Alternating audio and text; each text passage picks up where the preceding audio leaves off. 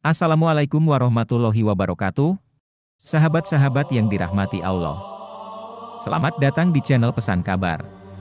Pada kesempatan kali ini, kita akan membahas kisah Kan'an, anak Nabi Nuh alaihi salam, yang durhaka kepada ayahnya dan Allah Subhanahu wa Ta'ala. Kisah ini mengandung banyak pelajaran berharga tentang keimanan dan ketaatan.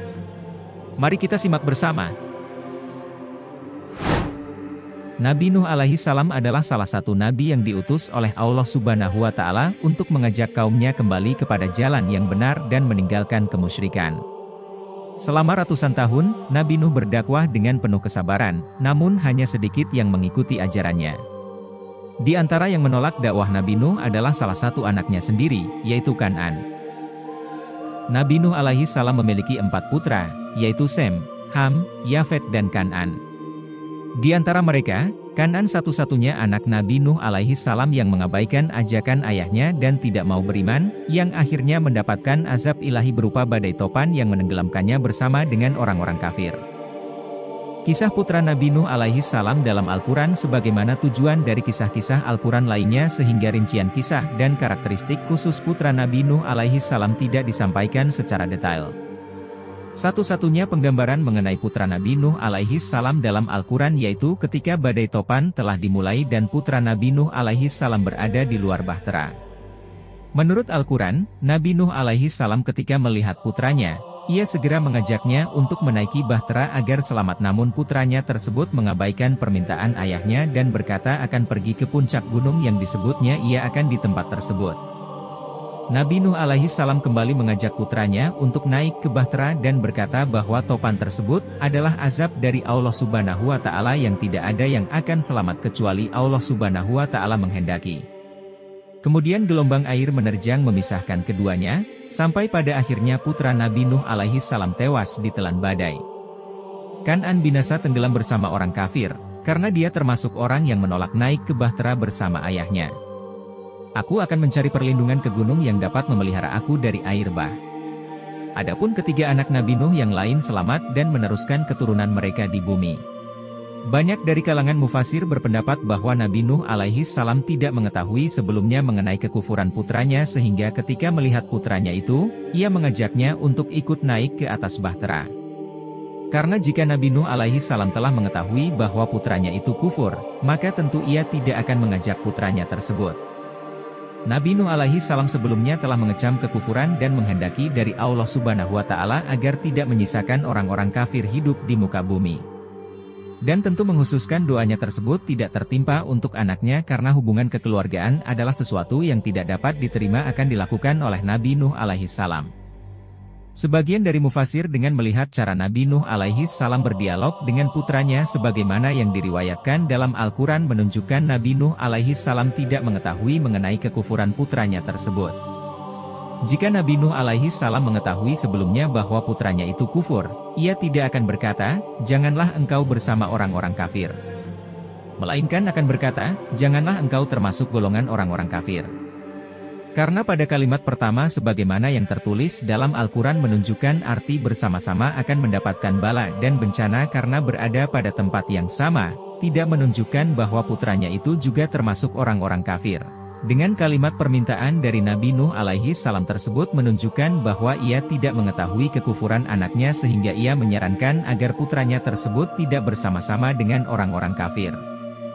Kan'an putra Nabi Nuh yang tersesat dan telah terkena racun rayuan syaitan dan hasutan kaumnya yang sombong dan keras kepala itu menolak dengan keras ajakan dan panggilan ayahnya yang menyayanginya dengan kata-kata yang menentang, "Biarkanlah aku dan pergilah, jauhilah aku tidak sudi. Berlindung di atas geladak kapalmu, aku akan dapat menyelamatkan diriku sendiri dengan berlindung di atas bukit yang tidak akan dijangkau oleh air bah ini." Disebutkan bahwa Kan'an berpura-pura menjadi orang beriman padahal ia menyembunyikan rasa benci yang teramat dalam pada sang ayah. Bahkan Kan'an dan ibunya yang merupakan istri Nabi Nuh sering menghina dan mencemooh Nabi Nuh. Ketika Nabi Nuh mengumpulkan seluruh umatnya, beliau teringat akan putra tertuanya yaitu Kan'an. Beliau meminta agar Kan'an naik ke bahtera bersama pengikutnya yang lain. Namun dengan angkuhnya Kan'an justru menolak dan tetap pada pendiriannya tidak ingin beriman kepada Allah Subhanahu wa Ta'ala. Peristiwa ini tercatat dalam Al-Quran Surat Hud ayat 42. Dan bahtera itu berlayar membawa mereka dalam gelombang laksana gunung. Dan Nuh memanggil anaknya, sedang anak itu berada di tempat yang jauh terpencil. Hai anakku, naiklah ke kapal bersama kami dan janganlah kamu berada bersama orang-orang yang kafir. Kecintaan Nabi Nuh pada sang putra ditunjukkan bahkan ketika air bah mulai meninggi. Nabi Nuh terus membujuk agar putranya mau naik ke atas bahtera. Namun bujukan sang ayah justru diingkari. Kan'an lebih memilih untuk berlindung di gunung. Dalam surat Hud ayat 43, Allah Subhanahu wa Ta'ala berfirman, anaknya menjawab, aku akan mencari perlindungan ke gunung yang dapat memeliharaku dari air bah. Nuh berkata, tidak ada yang melindungi hari ini dari azab Allah selain Allah saja, yang Maha Penyayang. Dan gelombang menjadi penghalang antara keduanya, maka jadilah anak itu termasuk orang-orang yang ditenggelamkan.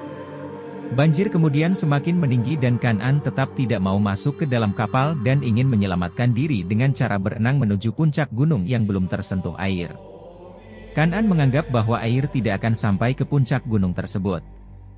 Dugaannya ternyata salah, air banjir bahkan menenggelamkan puncak gunung tertinggi sekalipun.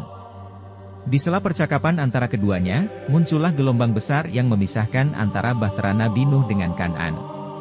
Seketika Kan'an lenyap dari penglihatan Nabi Nuh. Nabi Nuh berusaha mencari keberadaan putra sulungnya akan tetapi sia-sia. Sebagai seorang ayah dan darah dagingnya, beliau sangat sedih karena putra yang amat disayanginya tenggelam oleh azab Allah. Pada saat Kan'an tenggelam, Nabi Nuh sempat memohon kepada Allah agar putranya diselamatkan karena Nabi Nuh mengingat bahwa Allah telah menjanjikan keselamatan bagi seluruh keluarganya. Nabi Nuh kemudian bertanya-tanya mengapa putranya tidak selamat dari azab tersebut dan Allah menjawab bahwa putranya telah durhaka dan bukan termasuk keluarga yang dijanjikan Allah untuk selamat. Hal ini sebagaimana termasuk dalam Al-Quran Surat Hud ayat 45-46. Dan Nuh berseru kepada Tuhannya sambil berkata, ya Tuhanku, sesungguhnya anakku termasuk keluargaku, dan sesungguhnya janji Engkau itulah yang benar. Dan Engkau adalah hakim yang seadil-adilnya. Surat Hud ayat 46. Allah berfirman, hai Nuh, sesungguhnya dia bukanlah termasuk keluargamu, yang dijanjikan akan diselamatkan, sesungguhnya, perbuatannya perbuatan yang tidak baik. Sebab itu janganlah kamu memohon kepadaku sesuatu yang kamu tidak mengetahui, hakikatnya. Sesungguhnya aku memperingatkan kepadamu supaya kamu jangan termasuk orang-orang yang tidak berpengetahuan. Nabi Nuh kemudian menyadari kesalahannya dan segera memohon pengampunan kepada Allah Subhanahu wa Ta'ala. Nabi Nuh kemudian mengikhlaskan kepergian putra dan istrinya yang zalim serta seluruh umatnya yang lebih memilih menyembah berhala yang merupakan perbuatan musyrik. Akhirnya, Kan'an tenggelam bersama orang-orang yang durhaka lainnya. Kisah ini memberikan kita pelajaran penting tentang pentingnya ketaatan kepada Allah Subhanahu wa Ta'ala dan bahaya kesombongan serta kekufuran. Terima kasih telah menyimak video ini sampai selesai. Semoga kisah Kan'an dapat menjadi pelajaran bagi kita semua. Sampai jumpa di video berikutnya. Wassalamualaikum warahmatullahi wabarakatuh.